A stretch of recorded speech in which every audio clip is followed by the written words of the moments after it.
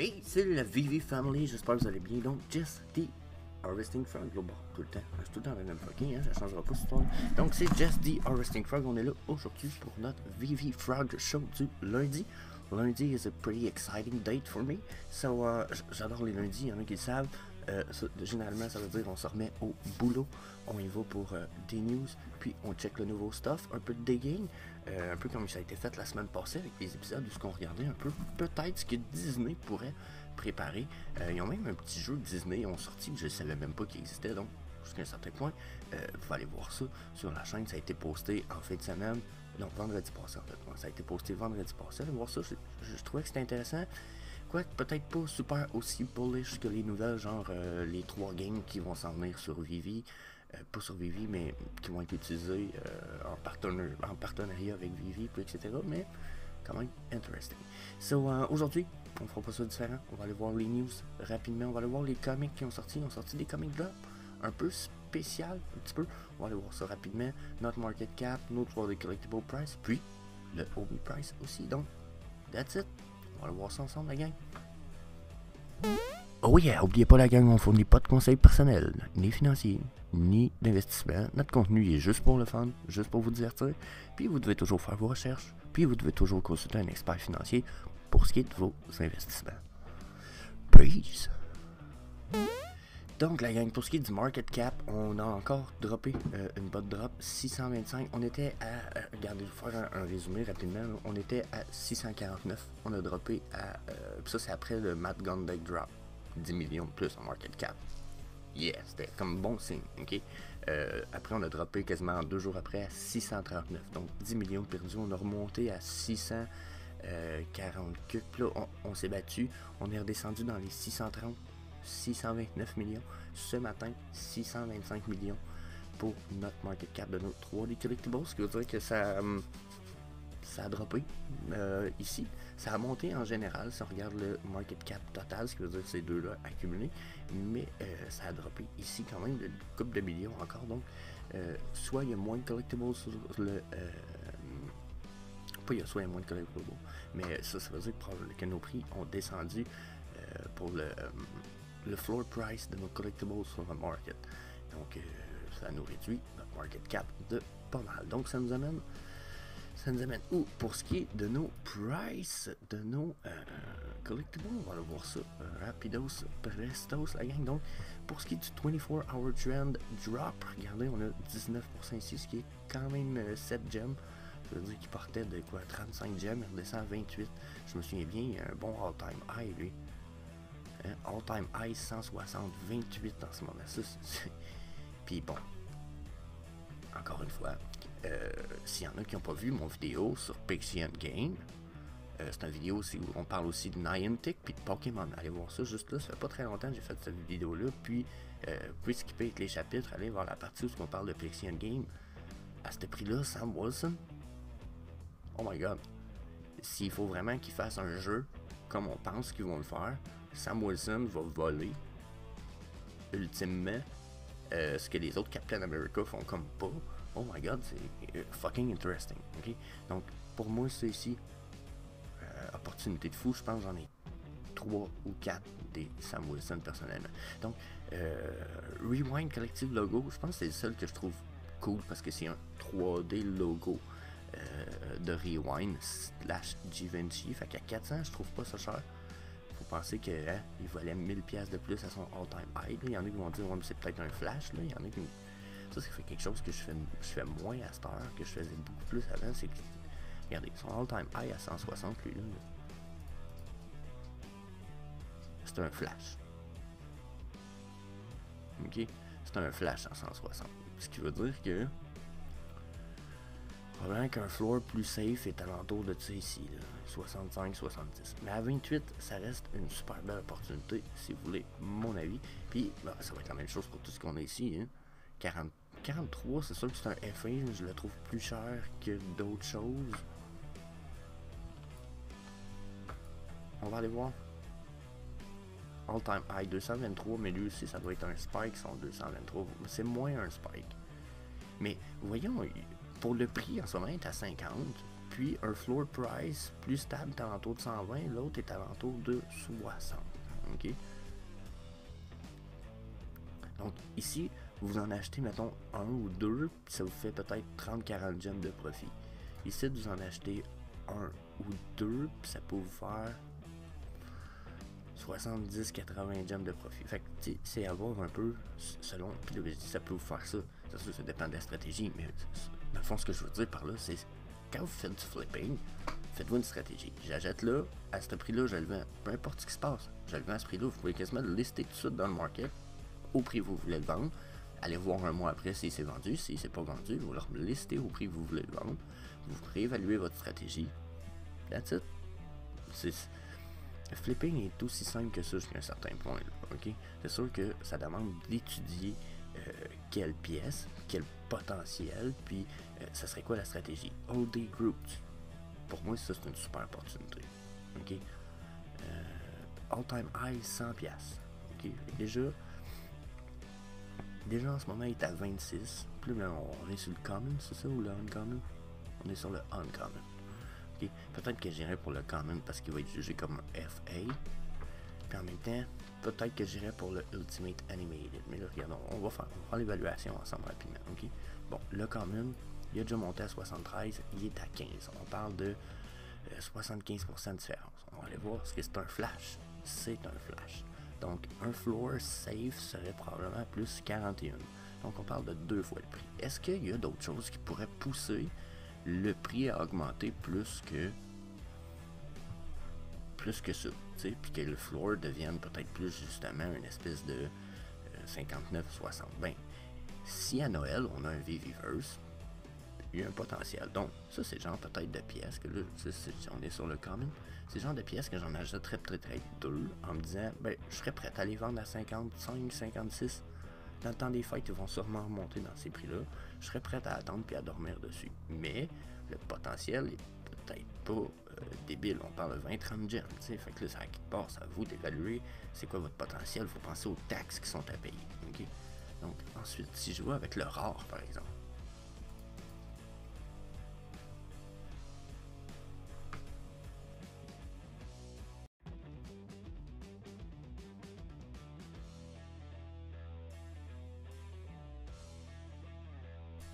Désolé, il faut que j'artiste le chiffre, c'est des conneries.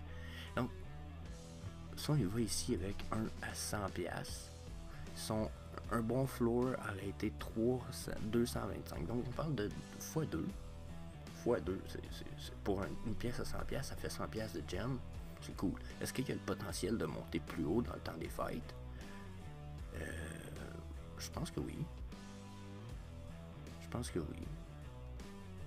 Rendu là, je vois pas en quoi le temps des fêtes, si on n'a pas une petite partie du Viviverse ou nos showrooms ou des trucs de même, que ça pourrait pas remonter. Là, c'est sûr que, comme c'est là, on a juste des drops.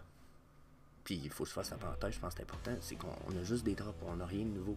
Il n'y a rien qui se passe, pas de big news finalement, ok? On n'a pas de hoop, pas de Master Collector Program. Puis même si on aurait le Master Collector Program demain,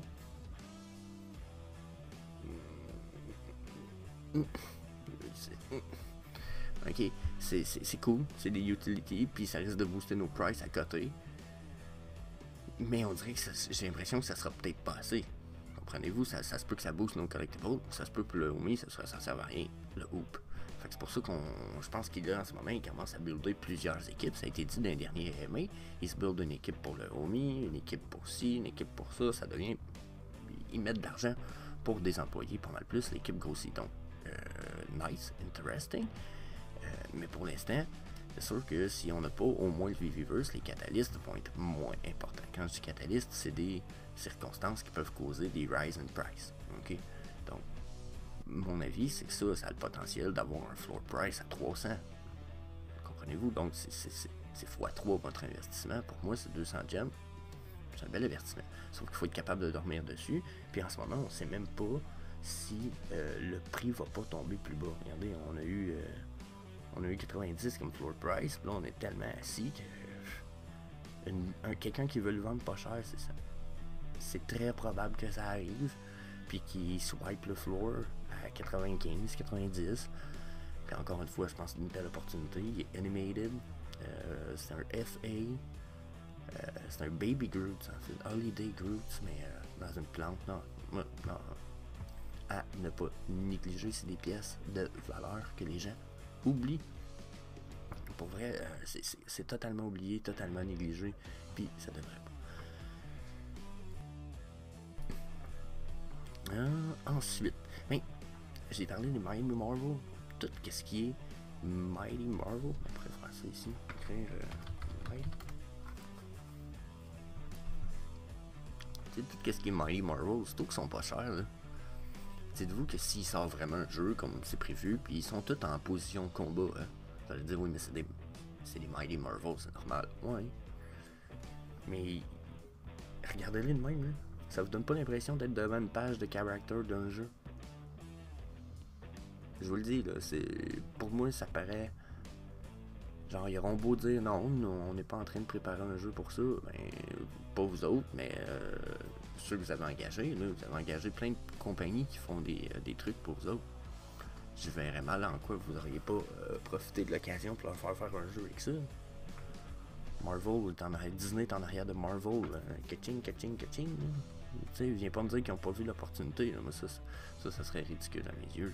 Ça serait de me dire, Jess, ça serait comme de dire à quelqu'un que t'es un cave, puis qui dise, ah, je le sais, puis que ça soit vraiment comme tout est sincère, puis que lui aussi.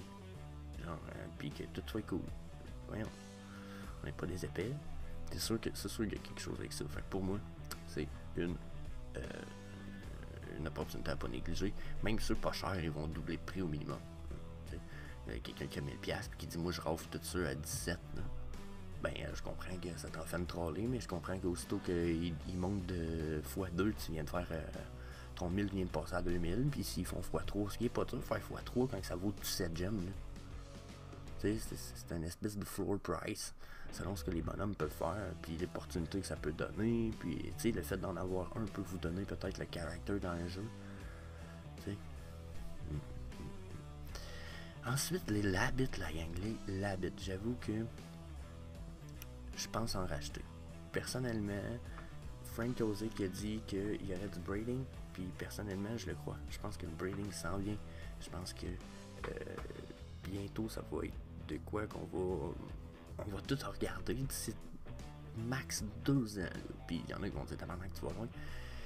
Moi, je pense max Noël, là, mais moi, je pense d'ici max 1 an, les Labbit, il va y avoir de quoi avec ça, puis on risque de trouver ça cool. Mais bon, peut-être plus qu'un an. Faut avouer que je vais regarder quelque chose justement. Ok, j'ai pas réussi à vendre un de mes collectibles. Je vais vendre un collectible pour acheter des Labbit. Justement, j'ai comme une BD là, je me suis dit, moi je suis pas un comic fan. J'ai une ou deux blue chip, bien entendu, mais moi je suis quelqu'un qui veut que mes NFT travaillent pour lui un peu. C'est la vision que j'ai des NFT, c'est qu'il y a possibilité que on utilise ça, pas comme revenu passif. Je suis pas nécessairement style revenu passif, quoi qu'il en existe. Le staking, c'est des comptes à intérêt, c'est un revenu passif. Okay? C'est sûr que des fois, il faut staker pour 1 million pour être capable que ça soit compté comme un revenu après, là, pour utiliser les intérêts, mais ça c'est normal. Mon point, c'est que les NFT, comme ceux de Vivi, jusqu'à un certain point, un jour, vont nous permettre de les louer ou de les utiliser afin de créer des événements ou créer des choses particulières qui vont nous permettre de recevoir des redevances monétaires dans le monde digital, ce qui va nous amener aussi des redevances monétaires dans le monde physique. On en est où?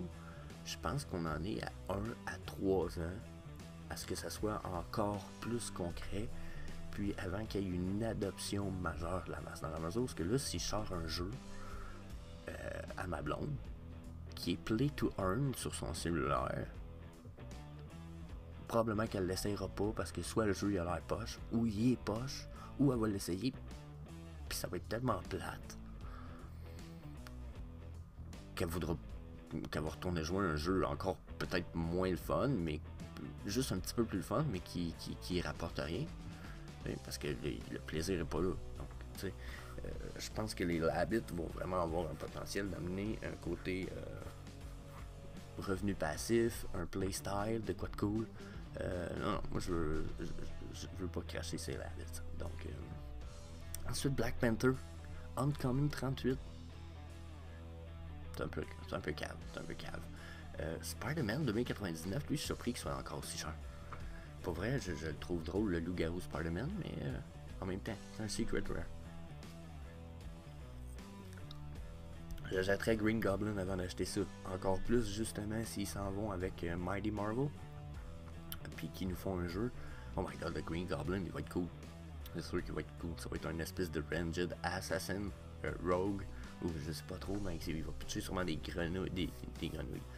Oh my god, j'aime ça les grenouilles, moi. Hein? Ouais, je parle de grenouilles au lieu de dire des citrouilles.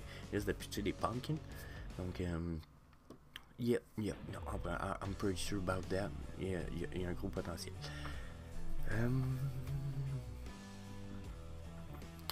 Une petite parenthèse très drôle pour ce qui est de. Tiens, je sais pas s'il est là. Non, il est pas là. Je vais faire quoi? Je vais faire ça.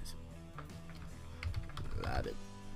Juste faire remarquer quelque chose à quelqu'un, aux gens peut-être, qu'il y en a qui ne le savent pas. Mais saviez-vous que. Ok. En fait, je vais pas faire ça. On va y aller pour une espèce de charade en ce moment. Dans les Labbit, il y en a un. Là-dedans. Qui est un tueur en série. Puis il y a moyen de le savoir. Puis j'ai envie de vous demander, êtes-vous capable de me dire c'est lequel? Ça c'était ma ma petite énigme pour les Labbits. Laissez-moi savoir dans les commentaires en bas si vous avez trouvé. Si jamais vous avez trouvé, ben je vais soit effacer votre commentaire puis vous envoyer un message privé, ou je vais juste pas répondre tout de suite, mais je vous laisse chercher un petit peu. C'est quelque chose que je savais puis j'avais oublié, puis quand ça m'est revenu, j'ai fait oh oui, c'est vrai, c'était cool. Donc that's it, that's all. On va aller voir la charte du OMI. Ok, la charte du OMI. Comme je l'ai laissé en plus la dernière fois, j'ai juste recliqué sur la charte du lot vert. Bon. Déjà, dernière fois, me semble. Un peu plus loin que ça. Ouais, on était en haut ici, t'as quelque part, certain, un peu. Ah, c'est ça. Ici, le 22, on est le 25, ça veut dire 23, 24. Là, on était en train d'être sur le bord de dropper le 23, 24, ok? Moi, à ce moment-là, j'ai dit que les prix descendraient probablement d'ici à la fin de la drop de la ligne bleue à 0,22, 0,23. Probablement pas loin de tout ce qu'on est allé. Pour l'instant, on y est pas. Un peu réconfortant pareil, dans la chose que. Elle me semble tromper. Ouais. Moi j'avais dit on va chuter, puis on risque de chuter quand même pas mal hard. On n'est pas chuté si hard que ça, mais faut j'avoue qu'on a un plateau de résistance qui doit exister.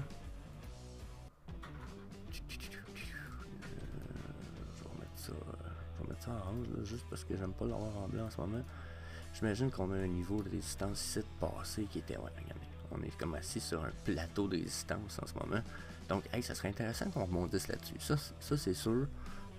Ça voudrait dire que ça a arrêté notre bottom officiel sur notre charte. Par contre, si je viens regarder ça ici de prime abord, ma chute n'est pas finie.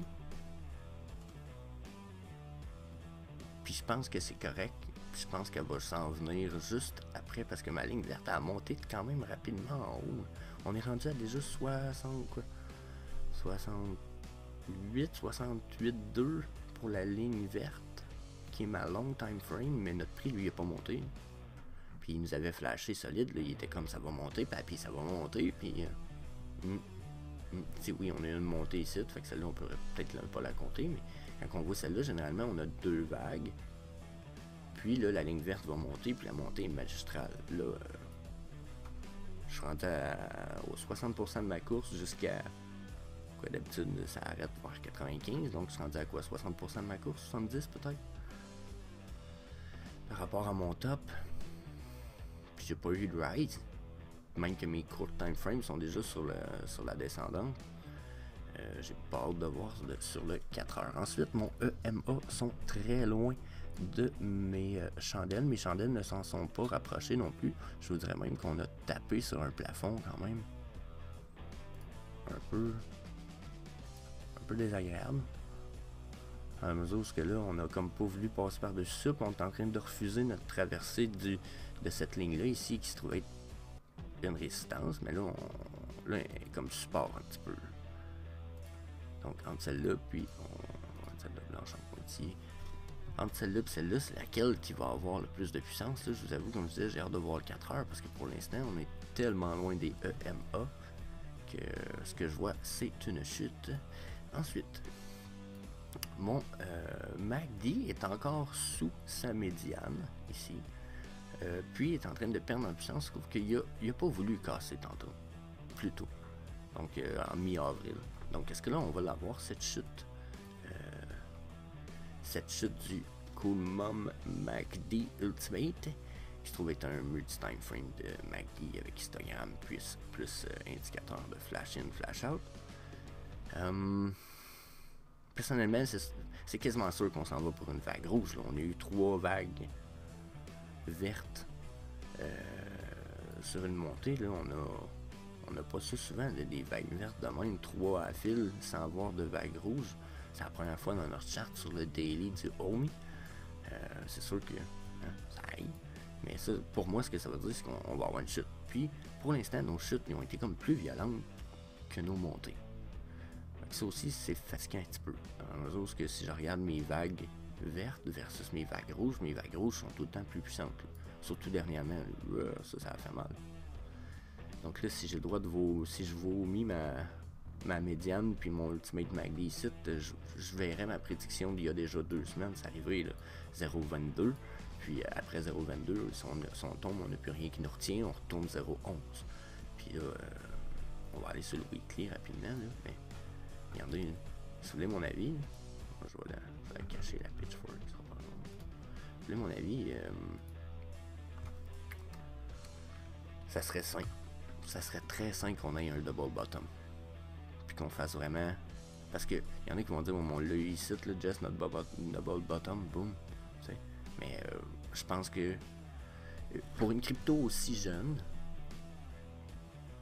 d'avoir un bottom ici, double, ça pourrait juste y donner une confirmation que son prochain niveau, c'est un espèce de gros tremplin super puissant qui est... qui va amener juste du bon jusqu'à un certain point. Donc là, regardez, ça aussi c'est intéressant. J'ai mis un fib retracement qui est basé sur le bottom que là, je pourrais le replacer ici juste pour être sûr. Puis on va aller effacer nos trendlines. Donc regardez sur le weekly comment ça, c'est quand même, là, je suis peut-être pas sur le top non plus. Donc regardez sur quelle zone on est en train de rebondir en ce moment. Donc on sera en train de refuser la 0,786 sur un trend base en 2 points. Donc intéressant, si vous voulez mon avis, il faut pas qu'on défonce ça non plus, parce que justement si on défonce ça, mon prochain stop, c'est mon double bottom. Sauf que si on fait un double bottom, je suis content. First of all, si on fait un double bottom, ok, mon avis, c'est que c'est très simple. Ça nous donne 2 piliers très solides sur le même prix pour repartir à la hausse ensuite. Ok, donc first of all. Ensuite, les prix vont être fous raides. Les prix vont être bons, genre je l'ai dit, à 0,11 là, 100$ US, ça vous donne 90 000 OMI. Bon, il y en a qui le savent. La prédiction de la communauté, puis de tout ce qui s'en vient, puis on commence à avoir des confirmations de ça avec les jeux qui nous ont été confirmés, qui s'en viennent, 3 jeux qui s'en viennent en partnership avec Omi/Ecomi cette année. Une pièce de Omi, ça s'en vient peut-être pas cette année, mais ça s'en vient.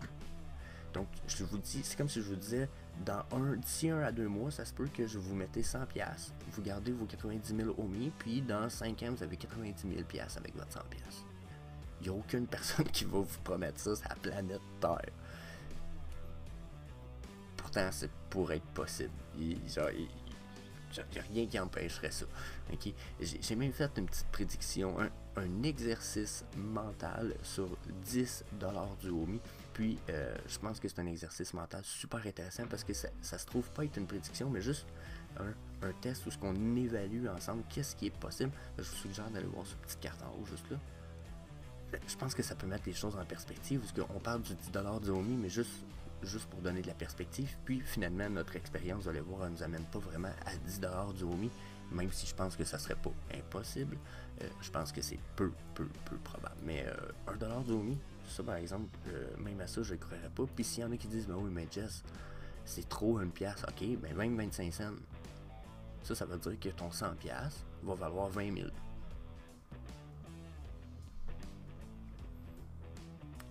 Mais 400$, ou non, mais 500$, tu vas l'avoir ton 100 000. Tu sais, c'est un peu le même principe, c'est un peu ça l'idée, ok? Donc, 0,786 ici, pour moi, semble un bon plateau, mais si on défonce ça pourrait faire mal. Si j'en mets un en 3 points, on va le décrinquer un petit peu, plus tard, c'est lui ici de papier, puis qu'on le met en 3 points, on va aller voir ce qu'il nous dit, voir si on a un niveau peut-être... Regardez, sur le Fib Trend Extension en 3 points, on aurait rebondi avec quasiment le bottom qu'on a fait sur notre 0,5. Si vous voulez mon avis, encore une fois, le 0,618 me semblerait beaucoup plus probable. On serait vraiment Golden Pocket, puis ça nous permettrait de faire un double bottom. Pour moi, les probabilités que ça arrive sont vraiment bonnes.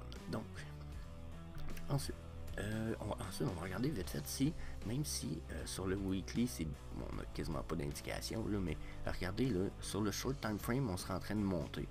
Puis, il n'est pas impossible qu'on chute encore. Sauf que sur le short time frame, ce qui veut dire probablement pendant encore 1 ou 2 semaines, on va être en petite rise. Après, il est possible qu'on descende. Donc, personnellement, si j'irais vite fait à la botte, je pourrais dire d'abord... puis probablement de quoi dans le style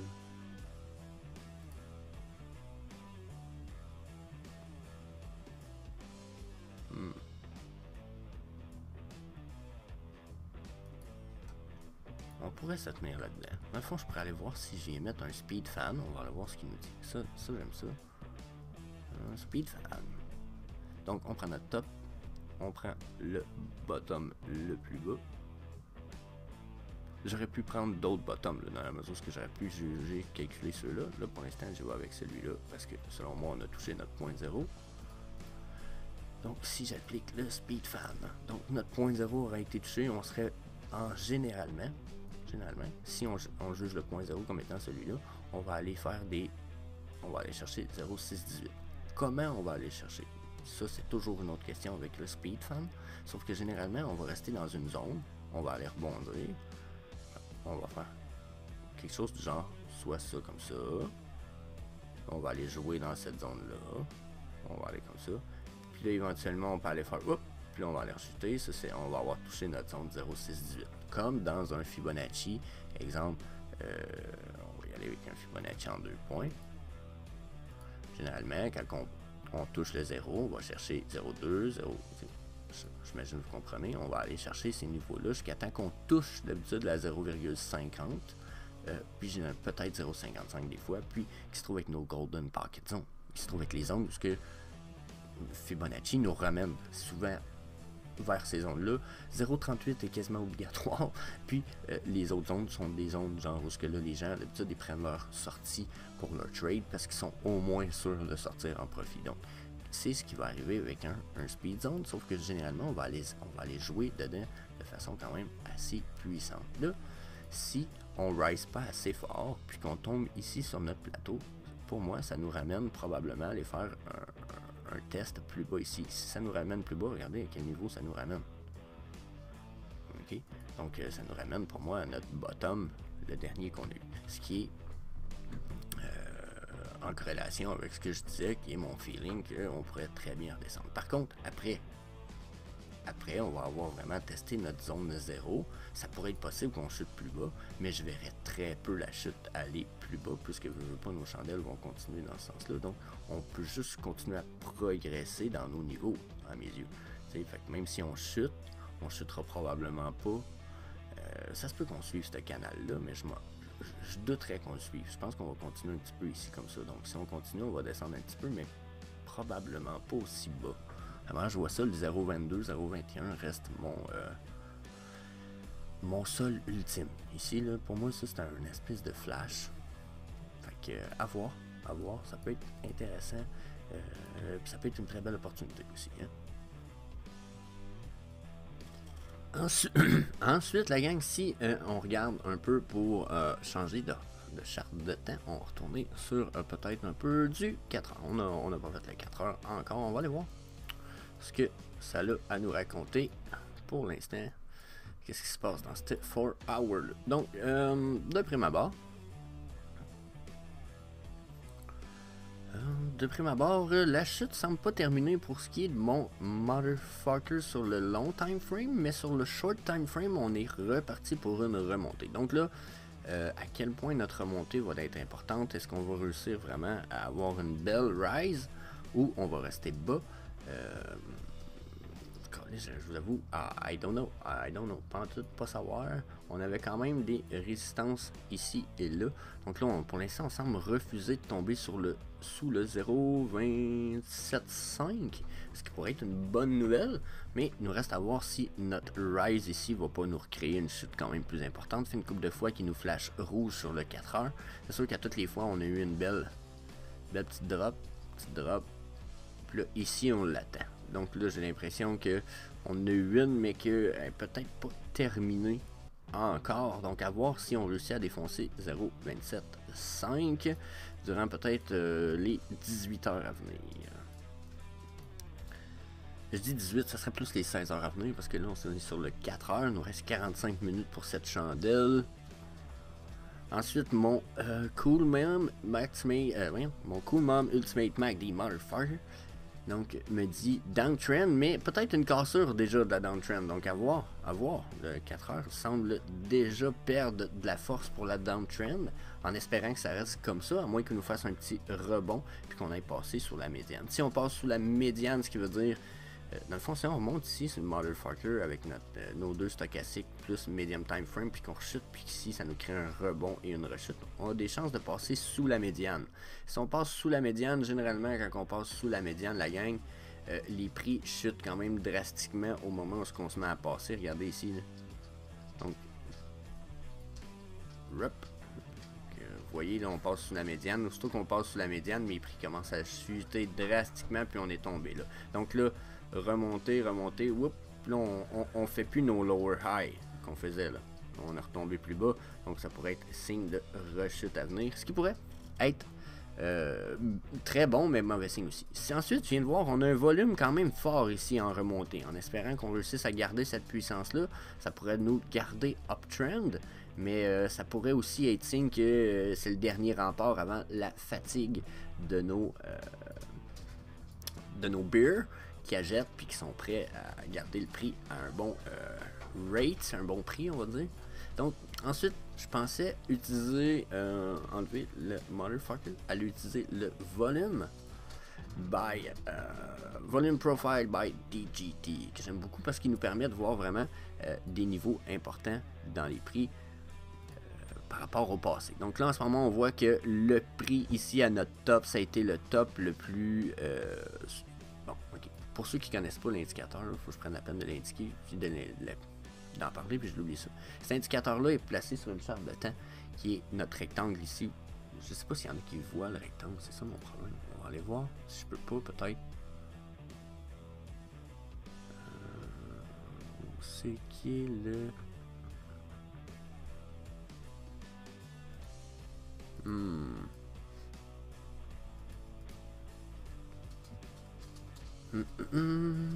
Là, vous m'excuserez, je suis pas capable de trouver. Je pense que c'est ici. Je pense que c'est parce qu'il est pas. Ah, donc vous voyez. Je vais le mettre en vert. Tiens, ah, c'est super.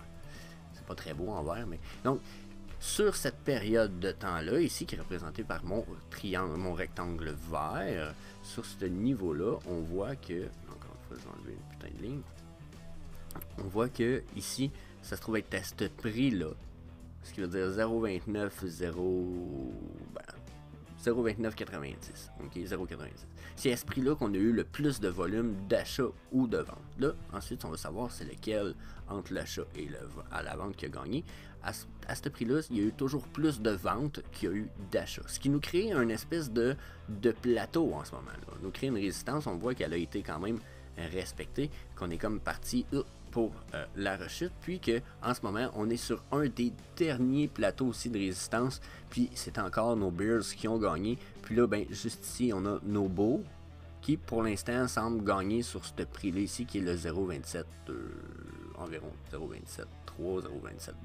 Donc est-ce qu'on va vraiment avoir une zone de rebond ici? Personnellement je vois pas beaucoup en quoi on pourrait être retenu très fort. Je pense qu'on pourrait voir une remontée puis une rechute quand même assez importante ici, ce qui, comme je disais, pourrait nous rapporter à notre 0,23 si on rebondit là-dessus. Après, là par exemple, je pourrais être bullish si on rebondit sur le 0,23, mais sinon si on descend plus bas que ça, je pourrais être inquiet pour ce qui est du prix.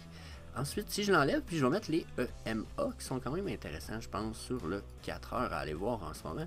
Donc, nos 3 EMA se trouvant à être le 55,89 et le 233 ici. Donc, voyez-vous ici ce qu'on a? On a un mini Golden Cross. Ce que ça veut dire, c'est que éventuellement, d'habitude, quand on a un mini Golden Cross, si celui-là est respecté puis qu'on réussit à le maintenir, puis qu'on passe pas en dessous avec nos chandelles, bien entendu, c'est souvent signe qu'un vrai Golden Cross s'en vient entre mon EMA 55, le vert, et mon 233. À ce moment-là, si ça arrive, sur le 4 heures, je vais être très bullish pour mon OMI. Pour moi, on a des potentiels d'aller monter jusqu'à 0,40, mais que ça arrive facilement. Par contre, présentement, j'ai pas l'impression qu'on va maintenir ce mini Golden Cross parce que on va avoir une rise dans les prix, on l'a vu un peu. Dans nos 16 heures à venir, je suis presque sûr qu'on monte pour mieux recrash. Puis là, ben, je dis tout ça, puis la chandelle est comme, elle passe du bleu au rouge, elle est comme, ah, crash time! So, bon, les prix sont plus bas en ce moment, c'est pas trop réconfortant. Je me suis utilisé mes Aikin Ashi, peut-être, aller voir. Donc, voyez-vous, on avait comme des reversals de trend ici, là. On est vraiment pas sûr sur les Aikin Ashi, on est parti pour une remontée. Donc, ça serait vraiment à évaluer. Peut-être on va voir le 2 heures. Est-ce qu'on a... on a un Golden Cross qui s'est confirmé, mais qui pourrait être ostiné ici. Si on tombe en dessous, si on tombe en dessous, mon mini Golden Cross risque d'être brisé. Sur le 1 heure, je refuse de passer par-dessus mes EMA. C'est pas très bon signe, c'est ici. Sur le 1 heure, quoique je suis encore bullish sur le 1 heure. J'ai pas perdu mon bullish sur le 1 heure. Donc, à voir, parce que, bon, ça ici, c'est un Golden Cross. Mais ce que je vois ici, c'est un futur Dead Cross sur le 1 heure. Donc, si sur le 1 heure, j'ai un Dead Cross qui se dessine, ce qui veut dire que sur le 2 heures, je vais perdre de la puissance. Je vais tomber ici. On ramène le 4 heures, oubliez ça, là. Oubliez ça, là. Mon mini Golden Cross, il risque d'être ostiné super fort. Je voyais même beaucoup de volume de vente ici, c'est un peu inquiétant. Personnellement, je nous vois très bien retourner à 0,22, 0,23. Est-ce que notre Golden Cross, puis on va rester bullish? Je le souhaite quand même, de façon importante, malgré le fait que mon feeling se maintient cette semaine, encore une fois, la gang. Je pense qu'on est bearish pour le OMI, même s'il semble vouloir se dessiner un Golden Cross. Puis, il y en a qui savent de toute façon un Golden Cross de OMI ou un Dead Cross, ça veut pas nécessairement dire que ça va rester comme ça. On pourrait retourner très facilement en downtrend. Puis, le daily me le dit. Tant qu'on n'est pas venu au minimum, s'accoter sur le EMA 55, puis qu'on a consolidé au moins, je vous dirais, une semaine par-dessus le EMA 55. Je suis pas très bullish pour le OMI. Je pense qu'on pourrait être encore très dans le trend. Puis comme je l'ai dit au début de vidéo, un double bottom à 0,23 ou à 0,11 serait très sain pour le prix. puis pour l'entreprise, pour la tokenomics, pour everything. So, puis ça sera encore... En fait, ça sera encore plus crazy. Parce que là, il y en a qui avaient pensé à un moment donné que les burns, il y en aurait plus. On en a encore des burns. Oh, et les burns, ils vont en avoir encore. Les buybacks aussi, ils vont en avoir encore. Là, pour fait que le supply, si on tombe à 0,011, là, le nombre de Omi burn à chaque drop va être exponentiellement crazy. Ça serait bon en gériboire. Je vous le dis, ça serait fourrade. Donc, à ne pas négliger la gang, c'était ma petite charte du Omi. J'ai dit qu'on devrait voir les comic books. Puis je l'ai oublié. Puis ça fait assez longtemps qu'on radote que fuck it, je laisse ça là-dessus. On ira voir ça demain. So, peace!